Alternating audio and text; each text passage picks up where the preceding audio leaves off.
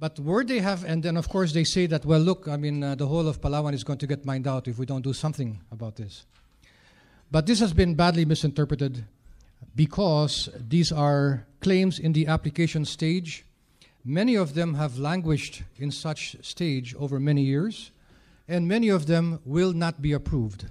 And they won't be approved because quite a few of them are in protected areas or in built-up areas or on the top of the mountain peaks and so forth, or in areas close to mining. So then you might ask, well, if that's the case, why is there a map that shows all these applications? And the answer to that is that if you go and file a claim, what the MGB will do is, if nobody has filed before you, they will plot your claim on a map. Whether or not that claim is in top of a city or on top of a mountain, it just gets plotted. It's the way they control applications. It doesn't mean that that claim is going to be approved. And so this claims map has been badly misinterpreted. And because of this, the MGB and the PCSD are now cleaning up this map, and I've seen one version of it, and it will look very different. Here is an example. Well, let me just point out that on the center of the island is a very large protected area called Mount Mantalingan, and there are all these claims on top of it. And for that reason, in their presentation, they show slide after slide of Mount Mantalingan. Admittedly, a primary forest in large part, and very beautiful at that. And of course, they're raising the fear that mining is going to take away all these trees. Well, the fact is that Mount Mantalingan is actually a protected area. It's a protected area under the National Integrated Protected Area System, or NIPAS, and mining cannot take place in that protected area. Not unless you have prior rights. But even if you have prior rights, if it's a primary forest, you can't mine anyway. So slide after slide showing this, raising the fear of mining, destroying a beautiful primary forest in Palawan, when in fact this is a protected area. Mining and agriculture, the issue of food security. Why are we allowing mining? Why don't we give preference to agriculture? The only thing to say here is that mining has never competed against agriculture. I mean, you can't do intensive agriculture in mineralized areas, as we all know. And if they talk about agriculture, why don't they talk about slash and burn farming, which is particularly harmful and which occurs in Palawan and all over the country? You see this picture here is behind the Berong nickel permitted area, and every one of these circles shows scars that have occurred as a result of what is called slash and burn farming. And you'll see the insert of one of those areas on the lower right-hand side. And you can imagine the kind of siltation that will occur here when the rains come. So if there is a mining company beside this, you can of course imagine that the mining company will be blamed for the significant siltation that will occur as a result of this. No mention about this in their presentation, of course. Mining and Palawan fishing. I don't know if any of you have caught this ad. This actually came out in the newspapers. It's called Pritong Nickel, which means fried nickel too. It's an outline of a fish with coins.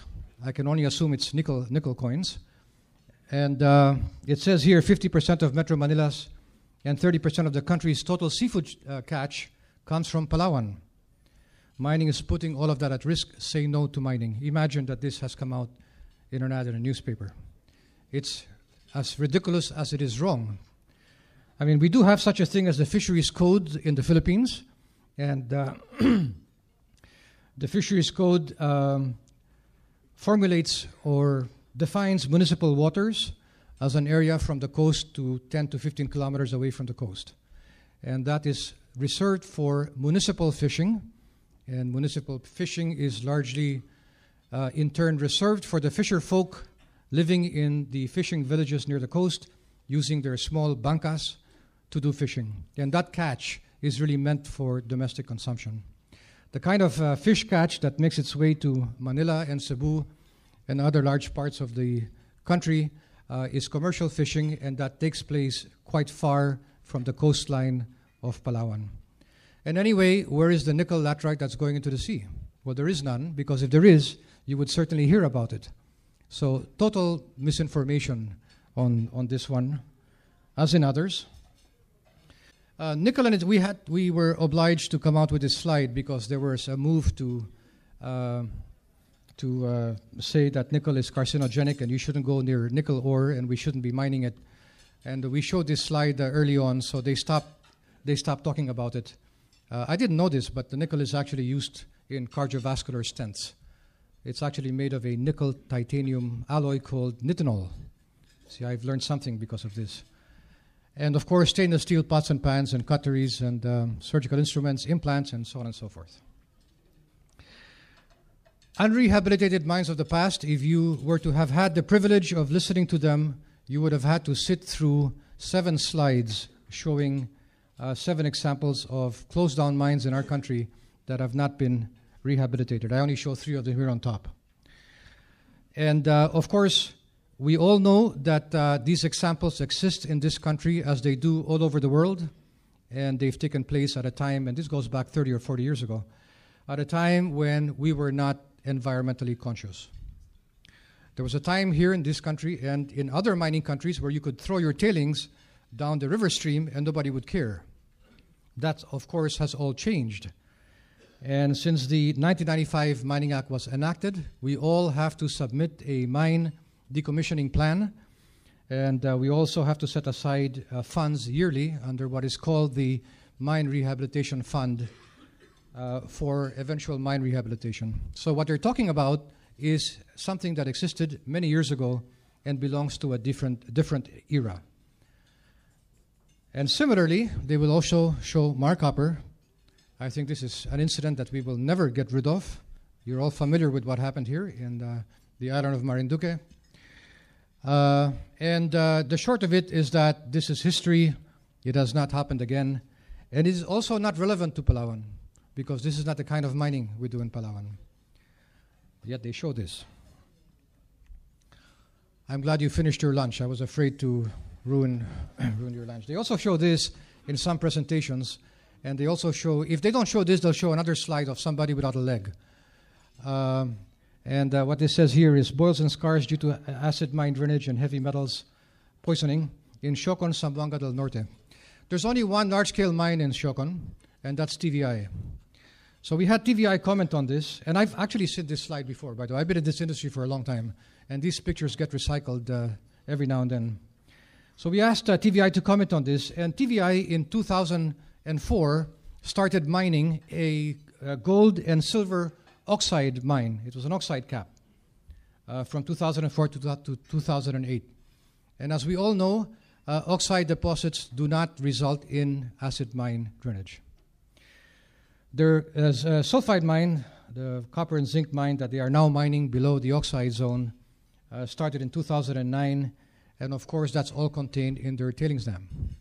So I don't know where this comes from, but we can conclude that this is yet another very dangerous piece of misinformation. So those are the issues, and those are the rebuttals. And then what we do in our presentation is we then move to an example of lateritic nickel mining in Palawan. This is Rio Tuba, the largest and oldest lateritic nickel mine. Mine development started in 1975, and the first ore was sold in 1977. And again, pictures of what the area looked like way back in the mid-1970s. Again, not biodiverse or pristine. There's no primary forest here. The laterite goes all the way to the surface, so you're looking at shrubs and stunted trees for the most part. Very poor and undeveloped area. There was no road from Puerto to this part of the island. And then you'll see on the left-hand side the start of our township in 1978, typical of what happens with large-scale mining that takes place in far-flung areas. If you want to attract labor, you have to build your own town site. And on the right, that's what it looks like today. A couple of pictures on what Rio Tuba looks like today. This is a barangay, by the way. And the municipality of Batarasa is a first-class municipality. And out of 23 municipalities in Palawan, they are number 4 in terms of total assets and number 2 in terms of total equity and net income. And the only real business that is there is the mine and the adjacent nickel processing plant. On a combined basis, the mine, Rio Tuba Mine, Coral Bay, the processing plant, and RTN Foundation, and I will explain what this does, including employees from our contractors. We employ about 4,200 individuals. So if you multiply this by a multiplier effect of 5 and assume an average family size in our country of 5, that's over 100,000 Filipinos that benefit from the operations, the combined operations in Rio Tuba. Total exports going back 1977 when the nickel price was probably 20 cents or 50 cents, all the way up to 2010, $500 million. And in 2010 alone, the mine paid a total of 854 million pesos in taxes, which is quite substantial. And then what we do is we explain what lateritic nickel ore is all about, because they have no idea what it is. And we show this profile of a lateritic nickel deposit. This is in Indonesia, but it's no different than in the Philippines. And we have to explain that these laterites are soil types, rich in iron and aluminum or nickel. They're formed in tropical countries, and they are normally rusty red due to iron oxides. And one can imagine that it's very hard to grow anything meaningful with this kind of soil. And we also explained that these are shallow deposits. They don't go down more than 20 meters. We're not talking about large open pits, and we don't use explosives to mine this. We also point out that this activity is carried out throughout the world. It's not only in the Philippines, and all these yellow boxes that you see in the tropical belt and all the way down to Australia as well represent lateritic nickel mines. And the red are the sulfide nickel mines that you find in the Western world. And then we show pictures of the mining area of Rio Tuba, and this is where the anti-mining people get mortified that the vegetation has been stripped and you're looking at all these ugly-looking rocks there and so on and so forth, and that's what they criticize. The question is, what do we do next, and how do we rehabilitate this? And so this is what we show. This is in the center of the picture is a 9-hectare mined-out area. And this, on the top left-hand of the picture, is an area that has been rehabilitated, and the area in the middle is in the process of getting rehabilitated. And it's pretty straightforward. What we do is we backfill, we recontour a little bit, and we lay topsoil in preparation for planting, because without that, you're not going to grow anything here. And the native species are grown in our nursery, and the Rio Tuba nursery has the capacity to grow 90,000 seedlings a year. And on this slide, this is the same area, but looking at a different angle. And you'll now see the rows of small trees, seedlings that have been planted. And you'll see a number of individuals doing the planting. This is actually a livelihood program. And in the back of the picture, and it's blown up on top, is a mined out area. It looks terrible, but this area is scheduled for rehabilitation. And the mound that you see behind it is topsoil that is going to be used to rehabilitate the mined out area. So going to this, the picture on top is the same picture that I showed you. The part on the left is the former rehabilitated mine area. In the middle, you'll see that the growth is more apparent, and this is in May 2008. September 2009 and March of 2011, we have a mini forest here already. We actually use a doctorate in forestry from University of the Philippines to manage this program. It's not actually that easy. And the planting is done in 2 sequences. They first plant the primary species, fast-growing trees that in 3 years can provide a canopy.